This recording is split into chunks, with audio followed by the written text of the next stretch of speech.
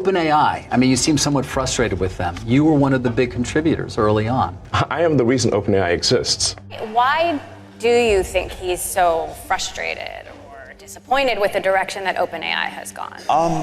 I mean, you should ask him. Elon tries all sorts of things for a long time. It's a lie, straight up. It's a straight up lie. How do you feel personally today about all this? Tremendously sad. I grew up with Elon as like a mega hero. The single biggest reason they're happening is because of me. The company is not for sale, neither is the mission. We're happy to buy Twitter if you want to talk about that. Like, it doesn't have to change the world. Like, You know, we started OpenAI together, and then at some point, he like totally lost faith.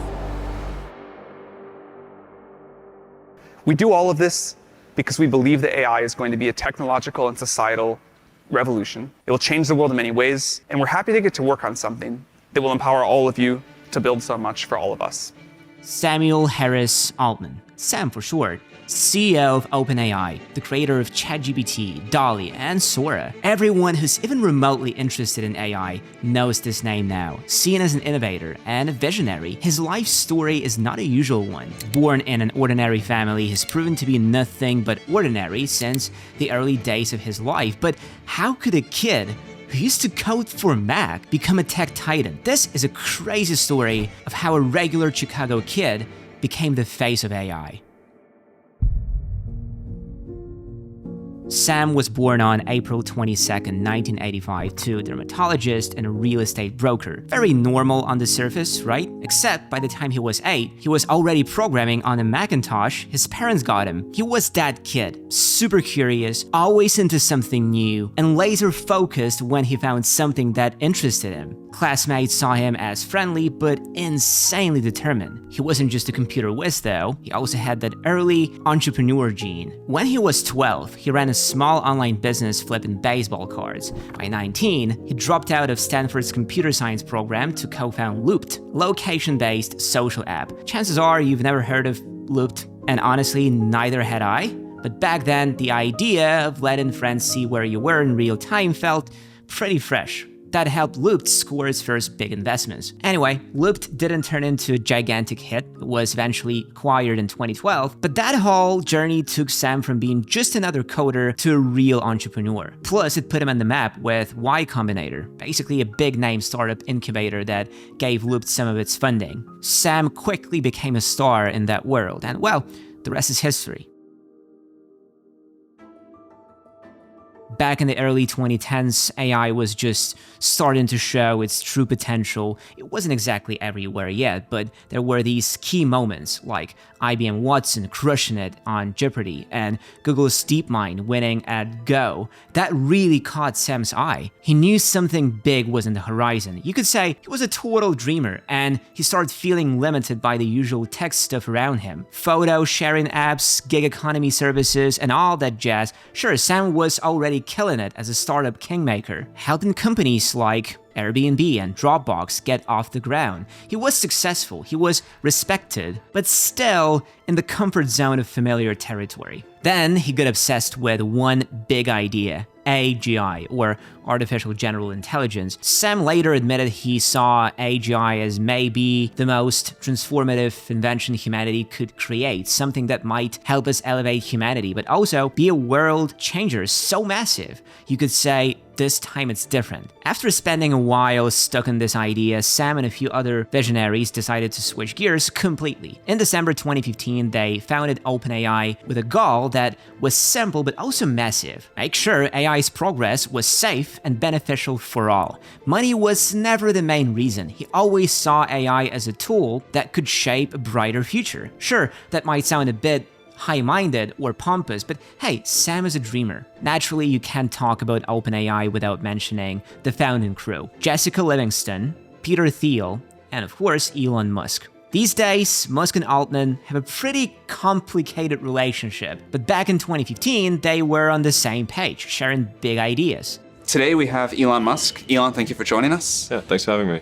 We all know how that story went though. In early 2018, Elon left OpenAI and soon became one of its loudest critics. So yeah, things changed big time, but that's a tale for another day. When all this was happening, there were no assistants of any kind unless you count Siri. So Sam had to do everything himself, like working with company data. Now you can just use ChatGPT, but back then, let's be honest, most broad AI models might have huge training sets, but when it comes to detailed, specific info, like your company's internal docs or some weird product specs, they usually crash and burn. I've had to correct so many AI answers that sounded sure of themselves but were totally off base. That's where Custom GPT AI flips the script. They are sponsoring this video, and you just upload your stuff, documents, website text, YouTube content, even files straight from Google Drive, and the platform builds a specialized model around your data. And as the result, you get super accurate responses backed by real citations. I can feed it some obscure internal files and get perfectly on-point answers every time. And they don't train their models on your data, unlike certain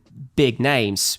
You know who I mean. Custom GPT makes privacy a priority. If your business deals with sensitive or proprietary info, that alone might be worth every penny. Where Custom GPT really shines is deployment. Once your custom agent is set up, you can put it anywhere. Your website, Slack, customer portals, even behind a paywall if you've got a software as service or knowledge product. That kind of flexibility just isn't something ChatGPT can do out of the box. And guess what? It's not just small startups or AI nerds like me messing with it. Big hitters like MIT, Adobe, and Dropbox are on board. They're also the only startup listed alongside OpenAI, Meta, and Amazon as a Gen AI emerging leader. Pretty insane company to keep. So if your business needs accurate, private, domain-specific answers, and you are done trying to jury-rig solutions with one-size-fits-all tools, Custom GPT is absolutely worth your time. The link is in the description.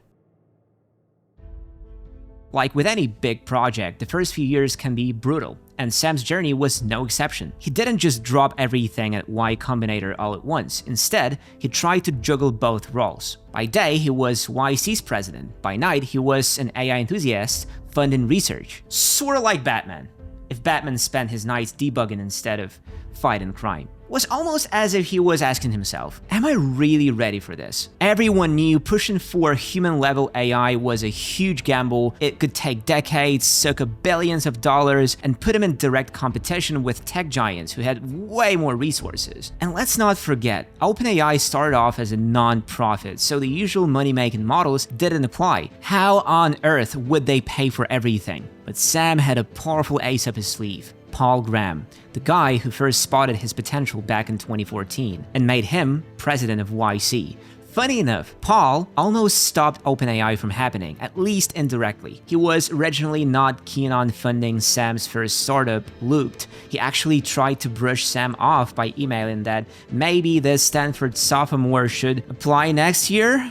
Sam's legendary reply, I am a sophomore, and I am coming. That sealed the deal. He flew to Boston, wowed Paul and Jessica Livingston, and Jessica later said, from the first moment we met him, we realized this kid is wise beyond his years. So Paul ended up becoming Sam's mentor and eventually one of his best friends. He taught Sam how to lead without trampling on the people he worked with, a skill that's not so common, even in Silicon Valley. Sam also had Elon Musk in his corner back then, serving as a sort of philosophical guide, making sure Sam's vision stayed somewhat ethical. Every dreamer needs someone to keep them grounded, right? And seriously, why stop? All that's limiting you is your imagination at this point. Just dream something and bring it to life. And for all of you struggling to visualize stuff, use AI Tool Finder for finding the right AI tool for your needs. Chat with our bots to learn more about AI, or just have a voice chat with my digital copy. And there are also tons of educational materials and unique videos you won't find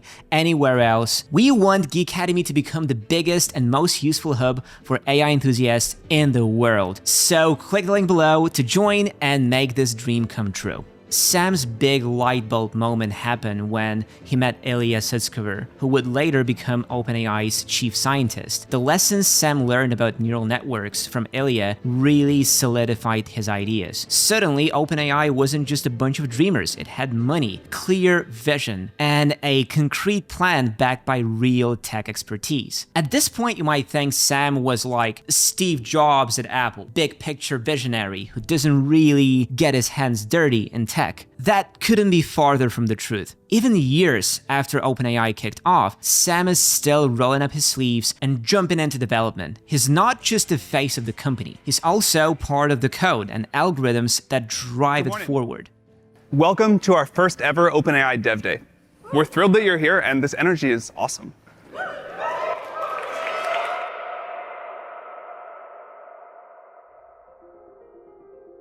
By 2019, Sam was at a serious crossroads. Keep riding the success wave at Y Combinator or jump headfirst into his passion project OpenAI. He chose the dream. Sam stepped down from running YC and shifted all his focus to OpenAI, taking on a new role as chairman, moving their headquarters to San Francisco and building a kind of all-star squad of developers, researchers, and engineers. The company grew at lightning speed, pulling in top talent from everywhere in preparation for a massive release. Around that time, they made a pretty bold move. They switched to a capped profit model so they could attract more funding. It was a tough call. Some worried they'd strayed from their original non-profit mission, and that's when Elon Musk famously lost his cool. But folks inside OpenAI still say nothing really changed in their core goals and plans. And hey, the new approach did pay off in a big way, because it opened the door for Microsoft to invest over $1 billion, plus all the crazy computing power that came with it. That's when OpenAI as we know it truly took shape.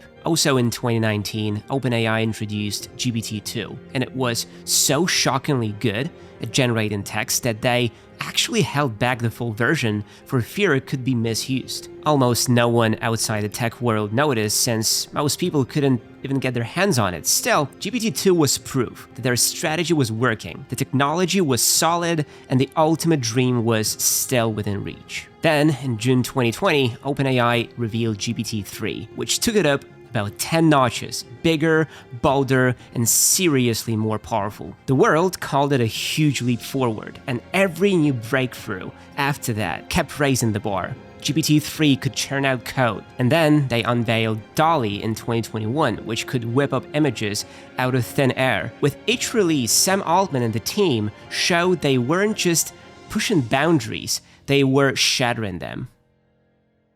How do you use ChatGPT every day? I hope that a few years from now when you ask that, I'll say I use it for most things that I do. Like every few months, I find new ways to use it. It's obviously still terribly integrated into most people's workflows, but that's just going to get better and better. Even with all these wins under their belt, OpenAI was still kind of flying under the radar. Sure, DALL-E was cool, but it didn't exactly break the internet, and the GPT models basically stayed locked up in testing zones, like a science experiment from the 1970s that worked in a controlled lab, but had never been truly unleashed. Sam decided it was time to take a big risk and let the technology loose on the world. What happened next was honestly like a nuclear explosion. When ChatGPT 3.5 dropped in 2022, it felt like everybody on the planet went wild. Geeks, office workers, teachers, you name it. Practically overnight, ChatGPT shot to the top, becoming the world's #1 AI. ChatGPT is technology accessible and free to anyone on the web that definitely heard of it. ChatGPT has been hailed as a game with a special focus on ChatGPT, the revolutionary new language model developed by OpenAI with the ability... 5 days after launch, they were already at 1 million users. Internally, though, all that sudden success made the OpenAI team a bit nervous. They scrambled to add safety filters and set up usage policies because, let's face it, nothing kills a good thing faster than people using it for, well, not so good things. Rivals started popping up, trying to get their share of the spotlight, but ChatGPT was already miles ahead, rolling out new features seemingly every week, running on a powerful platform and spitting out way fewer hallucinations than the rest. Now, nearly 3 years later, it's hard to overstate just how massive ChatGPT's impact was. The current AI race is basically down to a handful of big contenders, with the occasional surprise newcomer like DeepSeek. But at this point, all the tools look pretty similar, do mostly the same stuff, and did pretty well. And yet, ChatGPT was, and still is, sitting right there at the top. If you thought everything just magically fell into place after that, think again. Things were only getting started, and Sam had no idea what was coming next. On May 16th, 2023, he actually sat in front of the US Senate. Yeah, the actual Senate, and practically begged them to put strict AI laws in place. So get to the perils issue, though, because I know... Well, that's one. I mean, that is a peril, which is you slow down American industry in such a way that China or somebody else makes faster progress.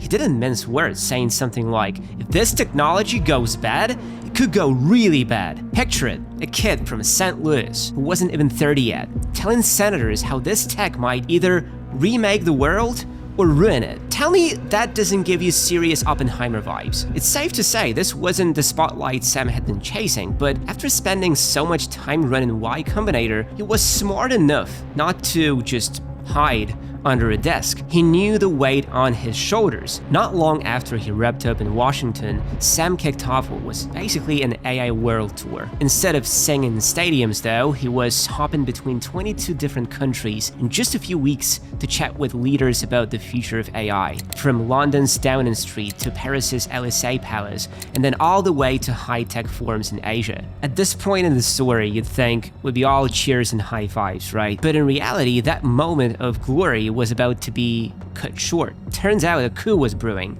right under Sam's nose, and he never saw it coming.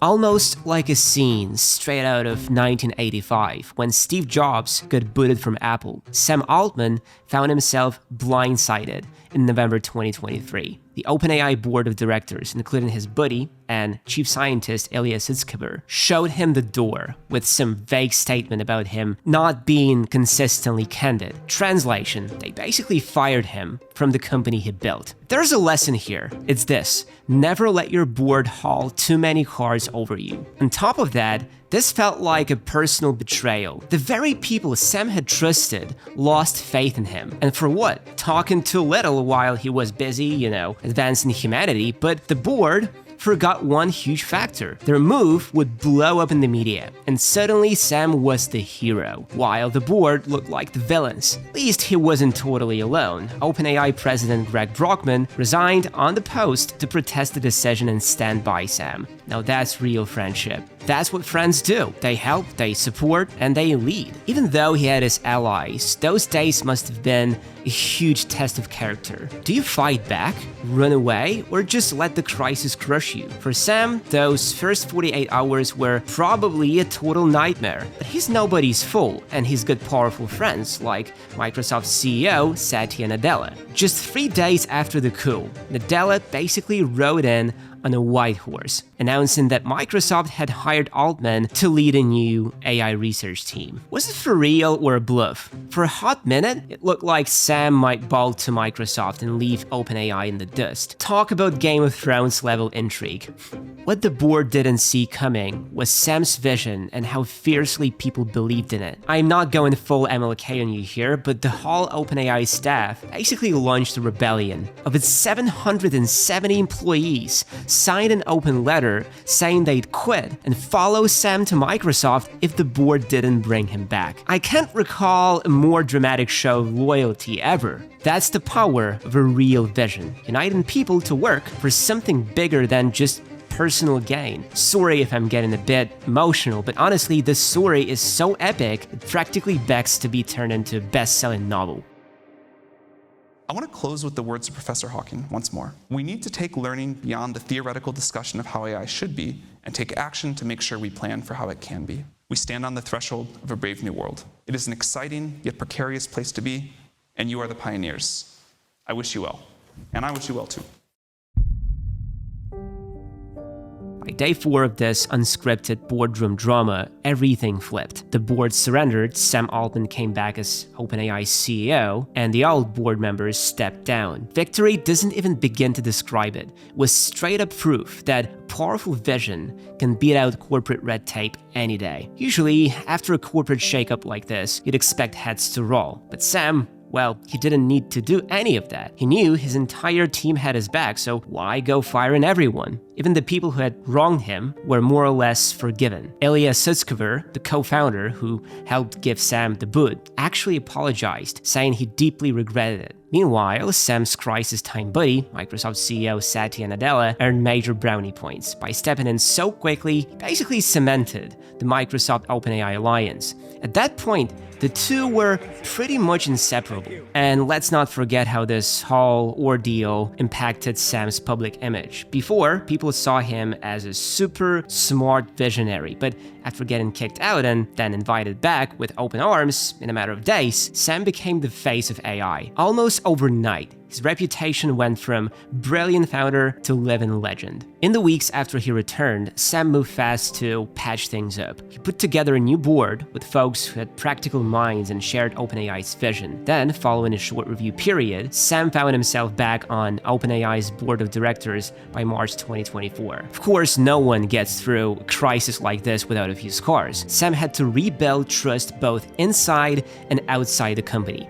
I think some of the tech companies, the big tech companies of the generation before us, got stuff very wrong. People couldn't help but wonder, why on earth had the board felt the need to drop the nuke in the first place? As things calmed down, one ex-board member said they were worried Sam was moving too fast and leaving them in the dark. And honestly, if we're talking about a tech that some folks think could pose a threat to humanity, keeping secrets is a pretty bad look. Thankfully, Sam listened. OpenAI rolled out better oversight and clear processes, making sure everyone felt safer about where AI was heading. And you can see it in the updates they release these days. Before the coup, new features sometimes launched a bit rough around the edges, maybe even half-baked. Now, each release is a lot more polished, well-tested, and with fewer glaring, wait, that could be a problem moments. And for a tech that's reshaping the world, that's exactly what we need.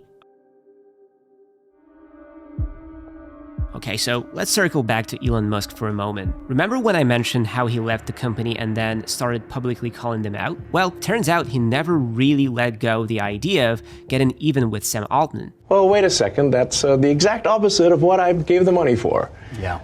Is that legal? That doesn't seem legal. Here's the quick backstory on why Elon's so ticked off. OpenAI was originally set up as a non-profit, and for a while, it actually ran that way. But when Elon couldn't get the majority equity he wanted, basically complete control over the company's future, he stepped down, convinced it was doomed without him. But over time, Elon got louder and louder about how OpenAI was abandoning its humanitarian mission in favor of, well, profits. In February 2023, he even tweeted that OpenAI was created as an open source, non-profit organization to counter Google, but now it's become this closed source, maximum profit machine effectively controlled by Microsoft. Not what I had in mind at all. By early 2023, Elon's frustration was really obvious. ChatGPT took off like wildfire, Microsoft's investment in OpenAI kept growing, and Elon started freaking out that OpenAI was now controlled by Microsoft. He even blocked OpenAI from using Twitter data